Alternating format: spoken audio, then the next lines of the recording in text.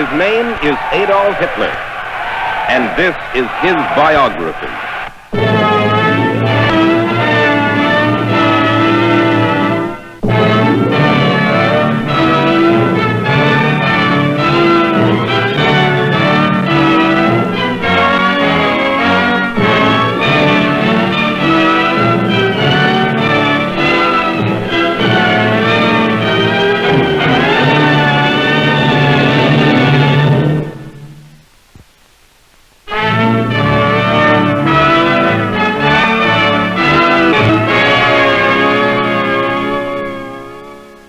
I'm Mike Wallace. This is Biography. Our story, Adolf Hitler. When Adolf Hitler threatened to unleash the Second World War, great nations shuddered. They feared that civilization itself would be destroyed. But one of Hitler's top admirals knew better. He said on the eve of the war, "This means only the end of Germany." And he could have added, "This means the end of Adolf Hitler too." This is the story of how Adolf Hitler raced to his own destruction.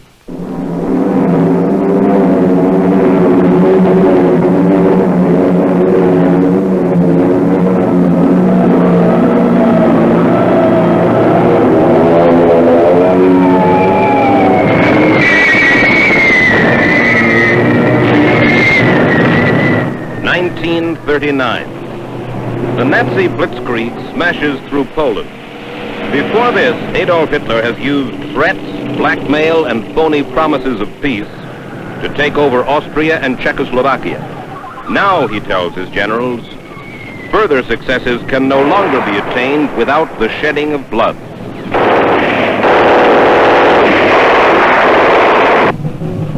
Hitler meets with his high command after the swift fall of Poland. He says, "No one has ever achieved what I have achieved. The fate of the Reich depends only on me." He commands that the German armies march across Europe. France and Great Britain, he says, will be conquered. But Denmark, Norway, and Holland must come first. Hitler now unleashes devastating mechanized warfare upon them. And the three little nations are overwhelmed in the early spring of 1940. Then the Nazi panzer divisions push into Belgium, where they are challenged for the first time by French and British troops. The war is now engulfing all of Europe as the Allied armies wither under the German attack. Over 300,000 French and British troops retreat until they're trapped on the beach at Dunkirk, their backs to the English Channel. Hermann Goering, chief of the Luftwaffe, wants the glory of annihilating the surrounded troops at Dunkirk. He asks Hitler for permission, and he gets it.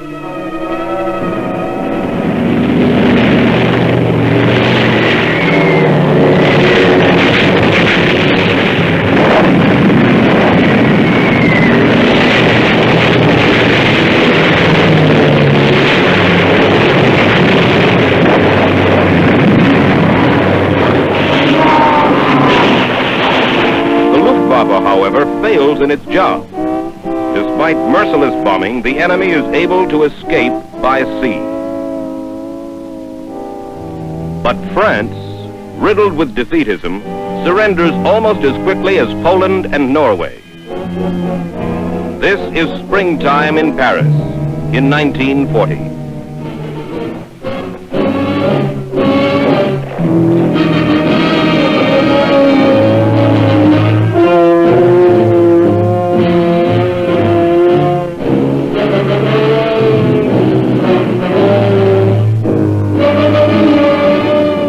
Hitler humiliates the French, forces them to sign an armistice in the same railway car in which Germany had surrendered after the First World War.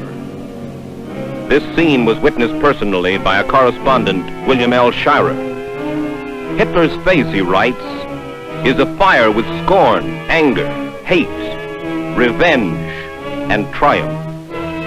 Hitler calls this the greatest and finest moment of my life.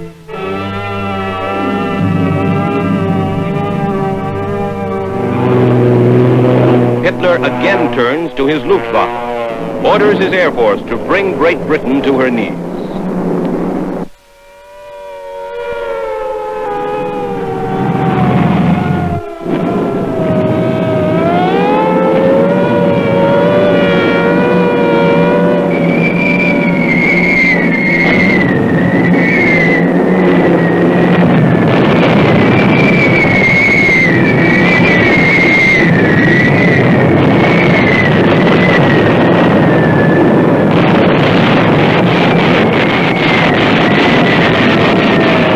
long months, the tiny island, fighting alone, reels under the Nazi blitz. But then the tide turns in the Battle of Britain. The outnumbered Royal Air Force challenges the mighty Luftwaffe, and the Nazis suffer staggering losses.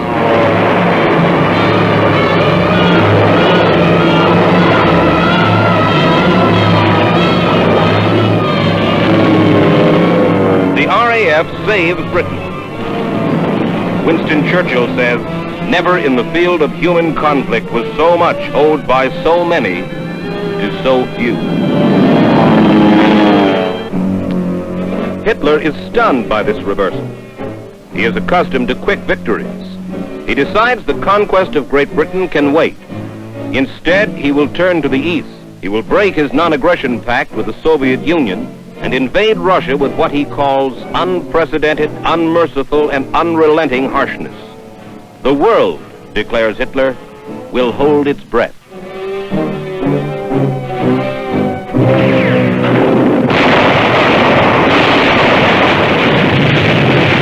His German armies slashed through the Soviet Union, surged toward Moscow and Leningrad.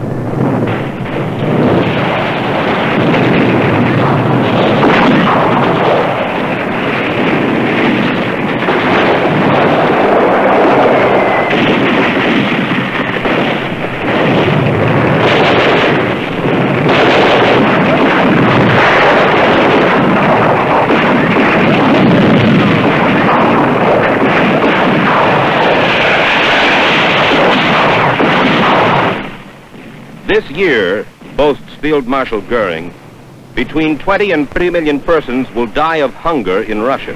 Perhaps it is well that it is so, for certain nations must be decimated.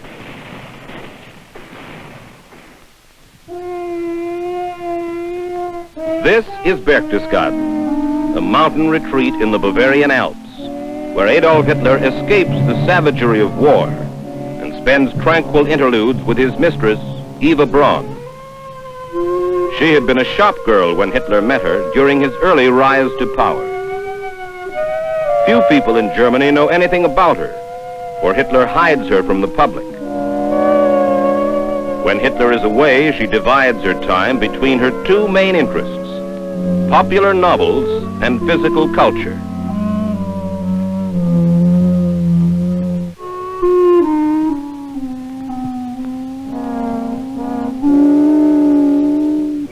Hitler has a peculiar relationship with Eva. He boasts to her of other romantic conquests.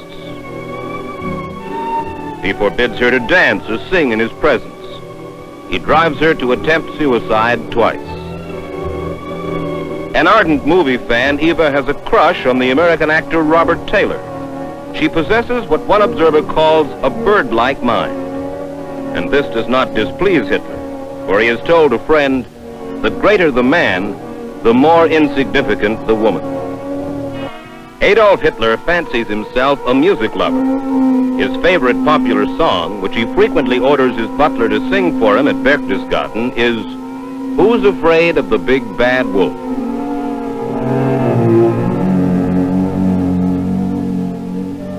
Hitler and Eva are sometimes joined here by Eva's parents and by her sister Gretel.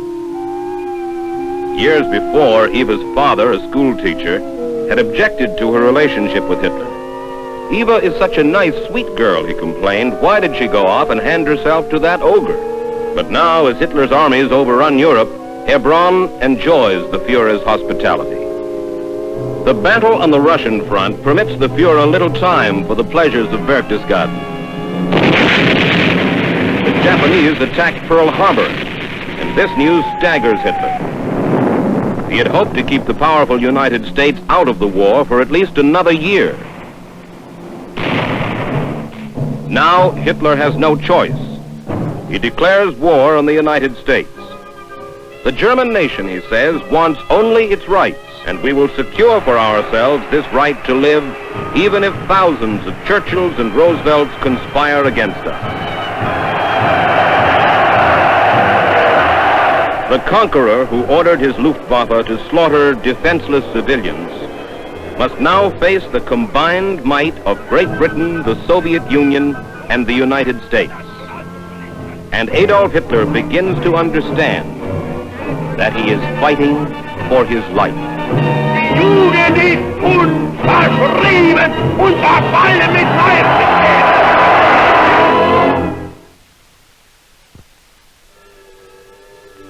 Adolf Hitler is fighting on two fronts, in the Soviet Union and in North Africa. The pressures of war have begun to take their toll. His hair is turning gray. He tells his friend Goebbels that he suffers attacks of giddiness.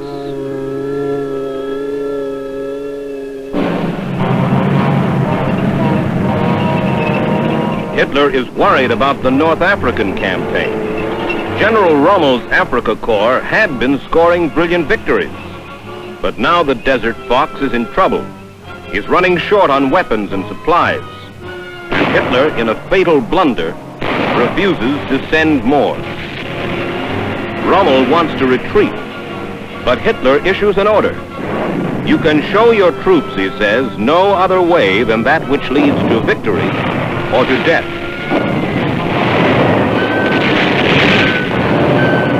Germany loses this duel in the desert, and this is the beginning of the end for Adolf Hitler.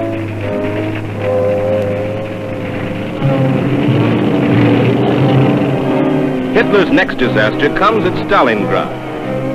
The Red Army and the Russian winter take a staggering toll on the German army. Hitler's commanding general sends him an urgent message. Troops without ammunition, further defense senseless, collapse inevitable. But Hitler replies from his headquarters in Germany, surrender is forbidden. Hold positions to the last man. When he learns that 90,000 Nazi soldiers have surrendered at Stalingrad, Hitler says they should have shot themselves with their last bullets.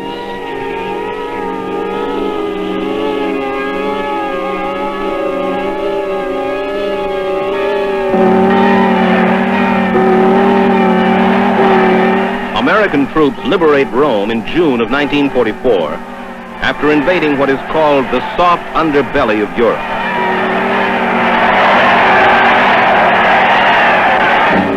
Hitler prepares now for the Allies' next blow, which he expects somewhere along the English Channel on the coast of France. He is confident that the German army can easily repel an attack. The entire coastline bristles with defenses, and Hitler proudly calls this barrier his impregnable Atlantic wall.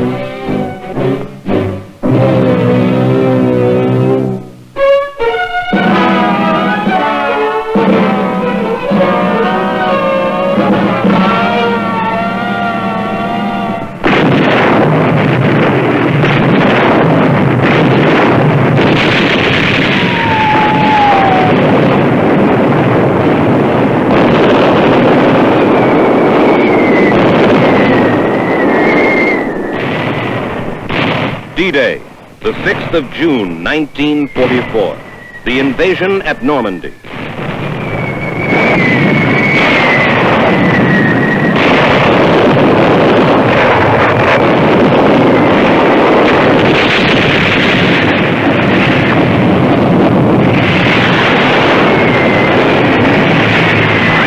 Through misinformation and indecisiveness, the German High Command is unable to beat back the greatest invasion armada in history.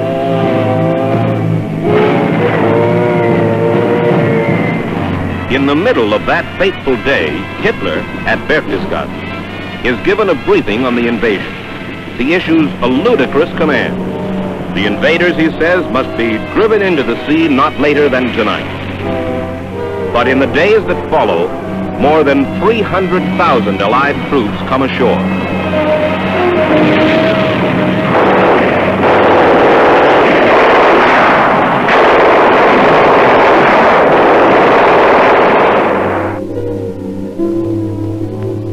Hitler's impregnable Atlantic wall has collapsed.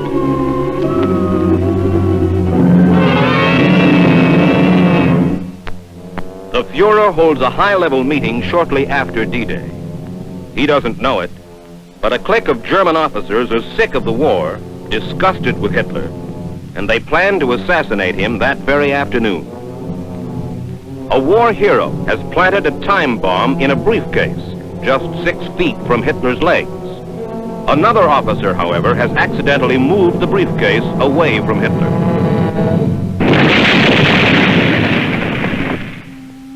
Most of the officers in the room are killed or badly wounded in the blast. Hitler, however, escapes with severe burns and a partially paralyzed right arm. Later that afternoon, he meets Mussolini and tells him, "Having escaped death, I am convinced that the great cause which I serve can be brought to a good end." And Mussolini tells Hitler, "What has happened here today gives me new courage." This is the last time they meet. Within a year, Mussolini's corpse will hang by its heels in the streets of Milan. The men who tried to assassinate Hitler are put on public trial.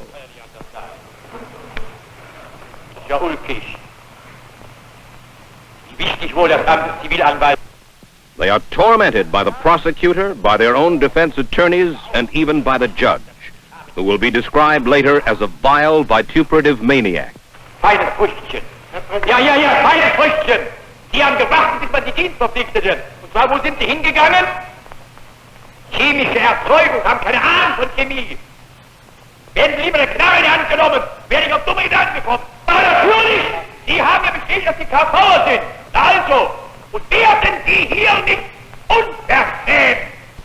Mit ihnen werden wir fertig, Firma. Die sind nicht berufen, hier sie ein Urteil anzumaßen, wo sie nur dazu da sind, sich auf die Äußerung, auf die Verräter. The defendants explain that they wanted to kill Hitler to put an end to Nazi atrocities. Und aus dieser Zeit heraus ein vielfaches Hin und Her in der Einstellung gegenüber den Polen praktisch erlebt habe. Das ist eine wesentliche Gedacht an die vielen Morde. Don't get arrogant, says the judge. We'll do away with your kind. Ja, also OKH, sagt er auch einfach. The judge calls them tramps and traitors. Hitler orders that the conspirators be hanged like cattle by piano wire attached to meat hooks.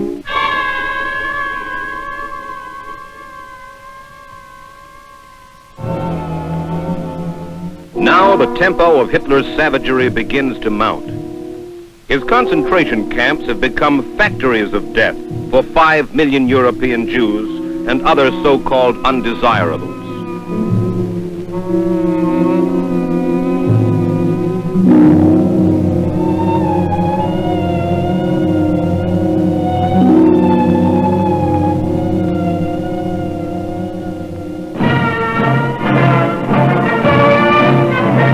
Most of the German people are callous to the carnage going on in their midst. They join Hitler in celebrating his 55th birthday in 1944. Most of them will follow him blindly until the very end. The Allied armies are closing in on Hitler's Third Reich. The British and Americans from the west, the Russians from the east. Hitler is trapped.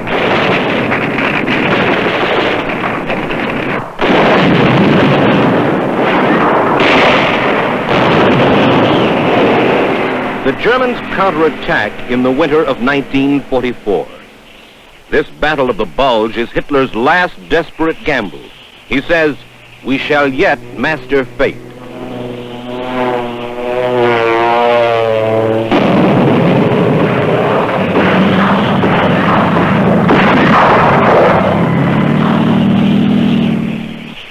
But his last gamble fails.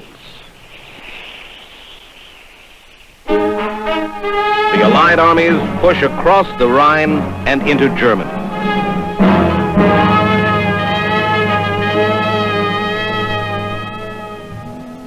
Hitler establishes new headquarters in an underground bunker at the Chancellery in Berlin, where he will finally marry his mistress, Eva Braun. He has already had several nervous breakdowns, and a German officer says his face and eyes give the impression of total exhaustion. All his movements are those of a senile man. The Red Army penetrates the outskirts of Berlin, only a few miles from Hitler's bunker. Below ground, Hitler writes his last will and testament. Then the Fuhrer reflects on all he has done and calls it a glorious and heroic struggle. I die, he says, with a joyful heart. A Soviet cannon barrage demolishes the chancellery above his bunker.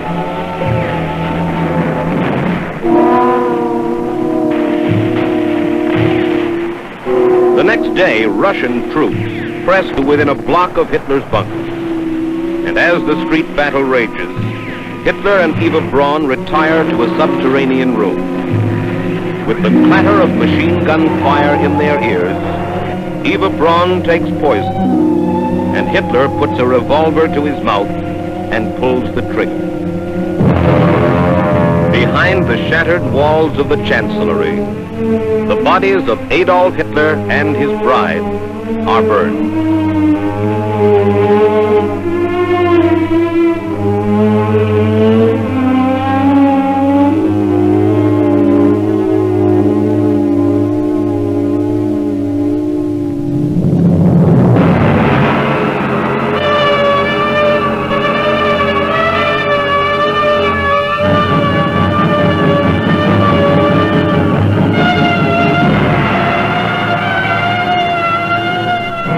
During the early days when Hitler embarked on his murderous career, his cohort Joseph Goebbels made a prediction.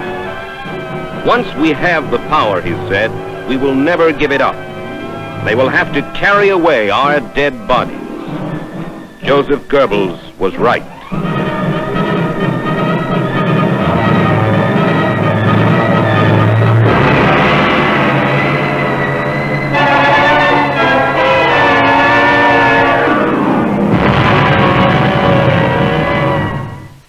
Despite all his power, Adolf Hitler was a failure from the beginning.